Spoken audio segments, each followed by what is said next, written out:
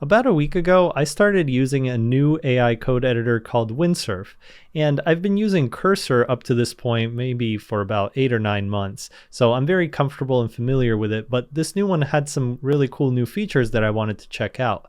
I wanted to compare the two editors to each other and show you some of the differences between them and also give some recommendations on when you might use one or the other. And in planning this video, I realized that I needed to have a better way of evaluating various AI code editors, so I came up with the Volo Score, which is a set of evaluation criteria for AI coding tools. If you want to learn more about how that score actually works, check out this related video about the Volo Score. But now let's go ahead and dive into the 10 evaluation criteria and see how Cursor compares to Windsurf. Keep in mind that both of these tools are forks of VS Code, which means they're running locally on your computer, and they expect you to have some basic understanding of what it takes to edit code, run code locally, and things of that manner. Additionally, this also means that they're going to share a lot of similarities in terms of how they handle extensions, settings, what sort of integrations they support, and all of that kind of stuff. That being said, there are some key differences, so let's look into those. Starting off with the intelligence category. And first we're looking at the context awareness. How well do these tools understand your intent and which files they need to modify and what sort of changes they need to make? So I filmed this video, I'm editing it, and guess what happens? Cursor releases a huge new version where they add a bunch of agentic capabilities.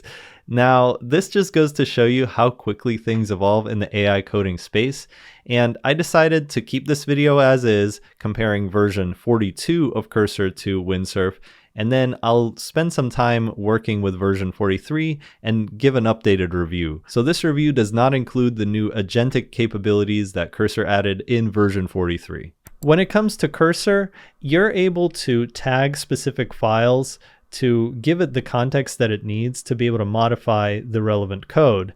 You can also make requests that are going to allow Cursor to search the entire code base for the relevant files. But whenever I use that feature, it seems to kind of format the response a little differently and sometimes has trouble identifying the relevant files. Cursor tends to work with what you give it, and it will sometimes hallucinate if you don't tag the relevant files instead of asking you to provide that code.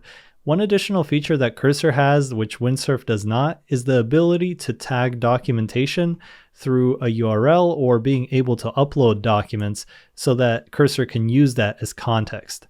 So overall, I would give Cursor about a 7 on context awareness. And again, this is on a scale where 10 is basically the perfect AI tool that's going to be able to generate huge pieces of software for you, get them immediately deployed just based on a simple conversation. So it is a very high bar, and I expect that tools will evolve towards a maximum score over time. Now looking at Windsurf, I think it shares a lot of similarities with Cursor. You're able to tag relevant files just like in Cursor and pull in the context. One thing Windsurf does differently is that it will actually open up the files and analyze them to pick out the relevant bits and pieces instead of kind of dumping the entire file into the context, which sometimes gives it an advantage in terms of being aware of what's going on. The other advantage that Windsurf has is that it actually does a better job of identifying relevant files across your code base. So you can type in a prompt without tagging the files, and it will actually find the relevant files and then use that context when it generates code. So this is definitely better than Cursor, but sometimes it will still find irrelevant files or get sidetracked. So it's not a perfect solution either. Although it is missing the ability to reference documentation and URLs, I do think the automatic retrieval gives Windsurf a bit of a boost, so it also lands at a 7. Moving on to output quality. This is something that does depend a lot on the AI model you're using, but the sort of prompt engineering and the way that these tools hook everything up does have an impact on that output quality. Additionally, the autocomplete that is used when you're editing the code line by line is generally a model that is created by the tool. So Cursor has their own autocomplete model.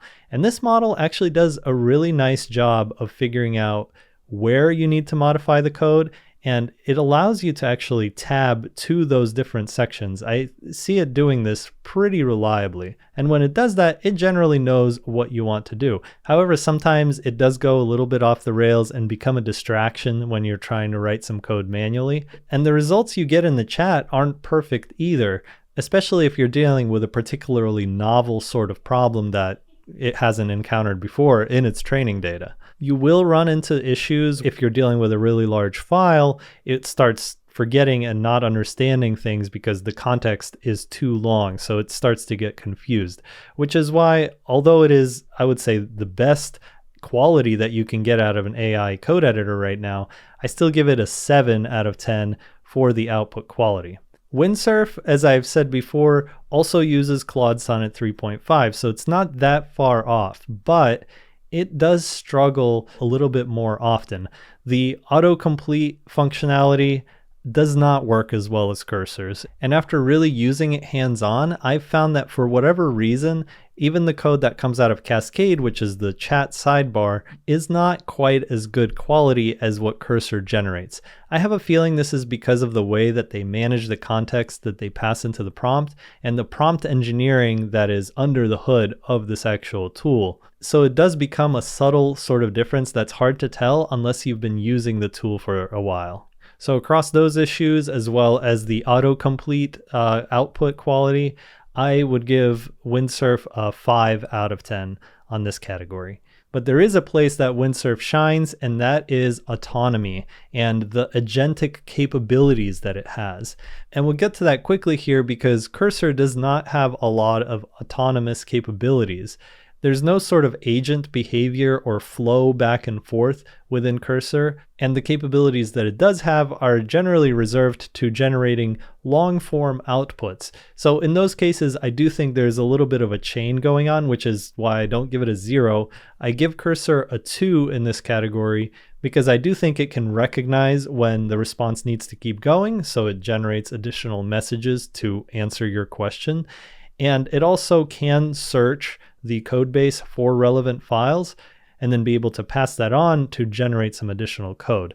But those are some very basic and rudimentary agentic capabilities, whereas Windsurf really takes it kind of to the next level in terms of what's possible today and really has a lot of back and forth. So you make a request and it's going to analyze different files. It's going to pull out the relevant information, and if it thinks it needs additional files, it's going to go get them and it's going to put that context in. So it's a lot more independent in that way than Cursor.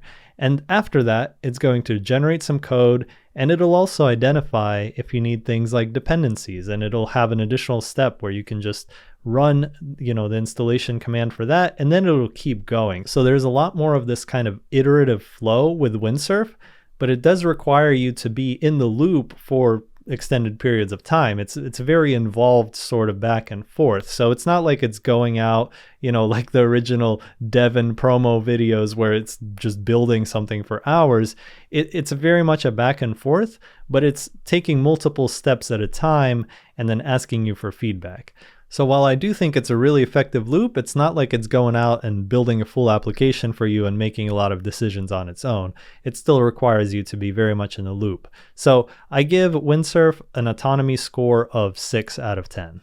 And that closes out our intelligence category. So right now we have Cursor at a total of 16 points out of 30 and Windsurf at 18. And again, just as a reminder, this is benchmarking against an ideal piece of software, so don't expect the scores to be near the top. These are some of the best tools that are available right now. Moving on to the acceleration category. And this really has to do with how much faster does this thing actually make you go? Like how much code can you output now thanks to this tool? So we got 2 interrelated items in this category, one of which is the iteration size, and then we're going to talk about the iteration speed. So for iteration size, I think both tools work on a similar level of abstraction where you are really best off thinking about feature level functionality, where you might want to modify multiple files all at once, which is pretty impressive because this takes us a lot further than some of the code completion or function writing stuff like you might see with GitHub Copilot. This is really going above and beyond and building entire features.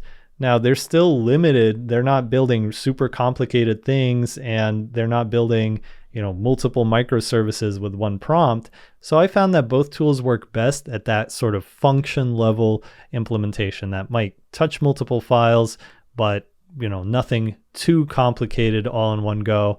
So I give them both a 7 in this category. But when it comes to iteration speed, I think Cursor has a slight edge over Windsurf because as soon as you put in the prompt, it starts generating code for you. So generally, it just seems to be outputting more code in the same time. Finally, going back to the autocomplete, I find that when you have to go into the weeds and start modifying code, Cursor's autocomplete really wins out and allows you to modify things more quickly. Windsurf is not bad by any means in terms of completion speed. It's using the same underlying model, but I think it gets a little slowed down because it looks into each of the files that you talk about, and sometimes it will pull in additional files. So you're just left waiting for a little bit longer for it to generate the full output. So for this reason, I would give Cursor a 6 and Windsurf a 5 on the iteration speed. And to round out the acceleration category, we have the capabilities. And this is really meant to capture all of the features that help speed you up and just be able to get more done. In this case, I think Cursor has a lot of really nice features, like the ability to upload images. And I know this is something that the Windsurf team wants to add as well, but Cursor already has it. And they also allow you, very critically, to reference documentation and paste URLs that Cursor is going to go and reference when it's writing the code. This becomes super helpful when you have some official documentation that you want it to just use and you don't want to go copy pasting certain chunks of the code. You can just tag the docs and it's going to be able to start using that. Additionally, I think Cursor does a better job of allowing you to apply and see the different changes that the AI made. So it's really clear what code it changed as you're making those changes. And then if you undo, you're able to see that kind of diff state instead of just going back to what you previously had. This is another area that Windsurf is working on, but it's just not there yet. Now, in the capabilities category, I'm also thinking about things that are going to speed up the entire development lifecycle, not just the coding piece, because a big part of building software products is actually getting it deployed, getting the infrastructure ready, resolving all the things about, the domain name or getting in the app store. And there are some tools like Replit, for example, that really focus on that area and try to make it as easy as possible to go from actual code to functional code out in production. Cursor doesn't solve any of those kinds of things. So overall, in the capabilities category, I think Cursor gets a 6. And I've already mentioned a lot of the capabilities that Windsurf has. I will mention a couple more, which is that they do have a really convenient way to navigate through different files that it modified. It has a little bar that you can click through, see the different files very easily. I do like that. And its ability to run terminal commands and then continue iterating on the request you made is also pretty neat. And similar to Cursor, Windsurf also does not handle any of that kind of deployment and life cycle aspects of development process. So Windsurf does have some cool, unique features. I think a lot of it is accounted for in that autonomy and agentic capabilities functionality that we talked about earlier. So all in all, I give Windsurf a 4 out of 10 in the capabilities category. I think it's a very new product. I think they're going to be adding a lot of features, so I'm excited to see this number go up over time. So overall for acceleration, we got Cursor at 19 and Windsurf at 16. And summing everything up so far, Cursor has a slight lead at 35 versus 34. This brings us to the experience category, which is all about the developer experience of actually using the tools. First off, we have flexibility. How flexible is the tool? Can you use it with a variety of languages, different AI models, different extensions? Can you get the code out of there? These tools have a lot of similarity in this aspect because they're both forks of VS Code. So they all have the same VS Code extensions that you can enable. They're running locally, so you're working with your files. They have the capability to use multiple different models. But Cursor does have a couple of small advantages on Windsurf in this category. One is that they have something called cursor rules, which allows you to configure how you want the AI to behave. It's essentially like a system prompt that gets passed on to Cursor whenever you ask it questions. This makes it easy to make Cursor remember that it should always use a particular framework or a particular design approach when it is generating your code.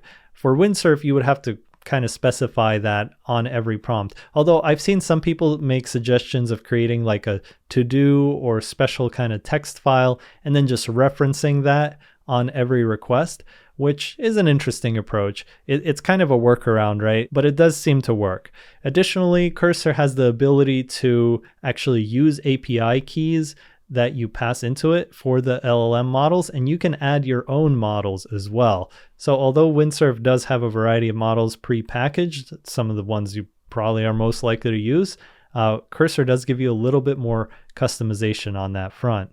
But overall, both tools are very extensible since, again, they are forks of VS Code.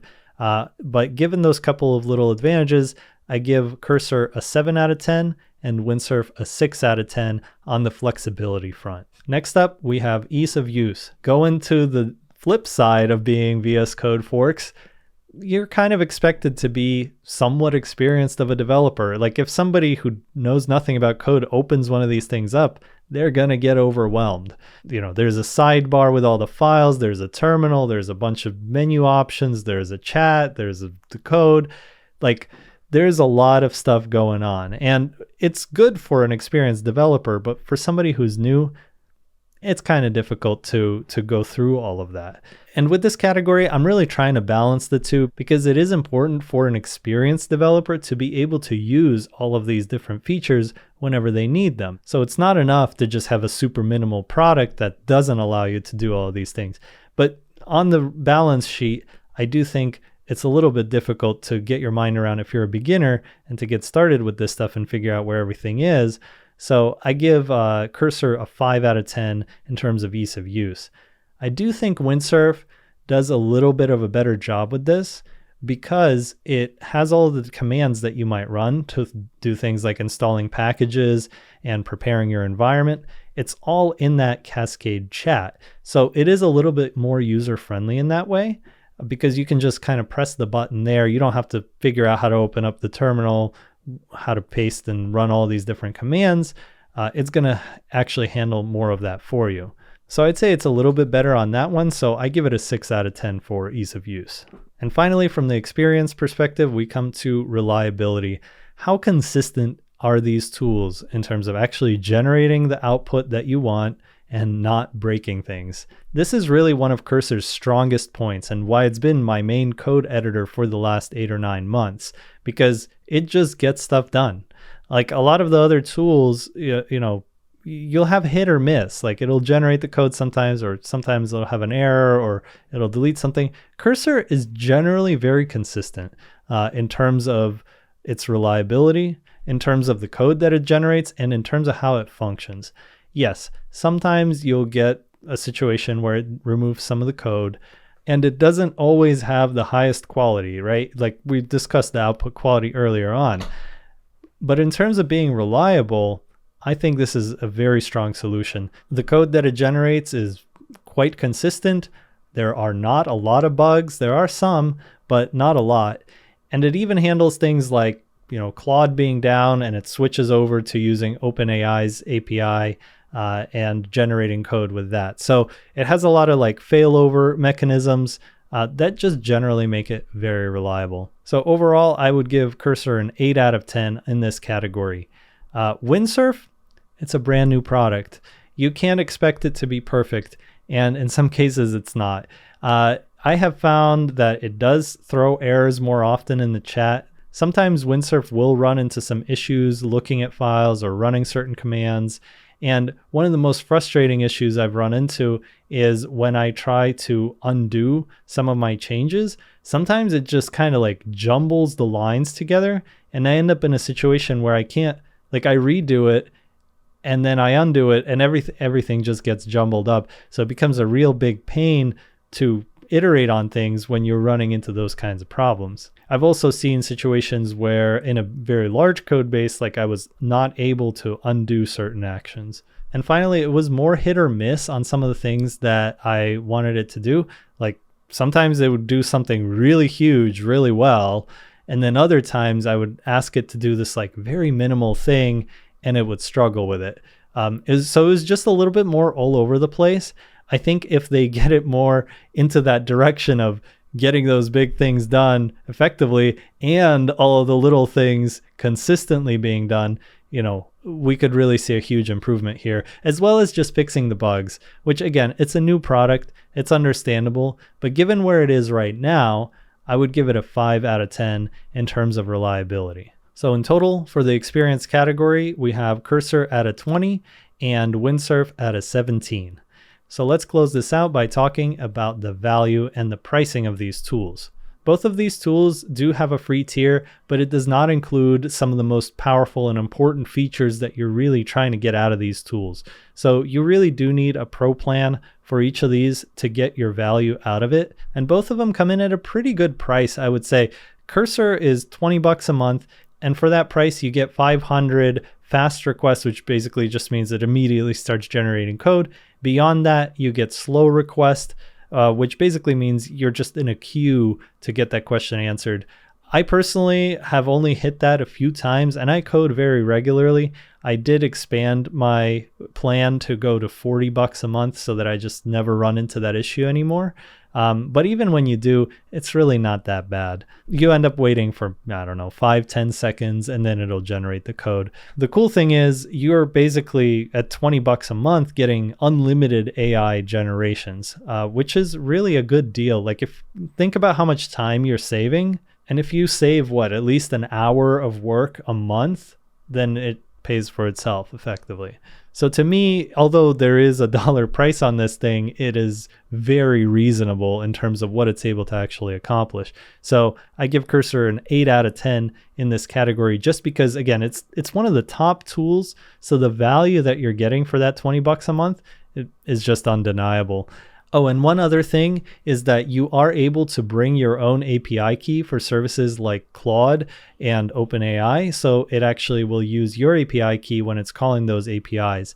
However, one of the biggest features in Cursor is the ability to apply the code that it generates to the code that you're viewing, and that isn't included unless you have the Pro plan. So although the API key thing might be a good way to just poke around, I don't think it's the best way to actually use the tool.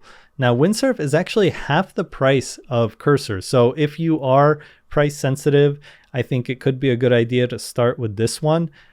It does have 1,000 steps a month limit with that plan, and I'm not exactly sure what happens when you reach that point. Their pricing is not very clear in terms of how you could potentially expand that. And as you've seen over the course of this video, obviously, Windsurf is a very capable tool, so I think it's very much worth the $10 a month to be able to generate all of this code, and especially for all of these agentic capabilities. You don't have the ability to submit your own API keys, and the limit is a little unclear, but the price is very good. So overall, Windsurf has the same score as Cursor at an 8 out of 10. So totaling up all of the scores, we have Cursor at a final score of 63 out of 100 and Windsurf at a 59 out of 100. Again, a reminder that this is benchmarked against what a perfect solution would look like, one that can generate entire stacks of software fully deployed, enterprise grade with payments and everything set up just after one little conversation. Since the Volo Score does set such a high bar for these tools, I did want to also create a normalized score that compares each tool to the best current competitor. And since these two are the only products that I've compared so far, I have Cursor at a normalized score of 100 and Windsurf at a normalized score of 93.7. So again, two fantastic tools. In some cases, Cursor is going to be better just because it's able to more reliably get things done, and the inline autocomplete is more effective. In other cases, Windsurf might help speed you up by having more of those autonomous capabilities. Now, if you want to see these tools in action, check out these hands-on tutorials where I show you a lot of the features and what the tools are really capable of. Thanks for watching, and I'll see you there. Take care.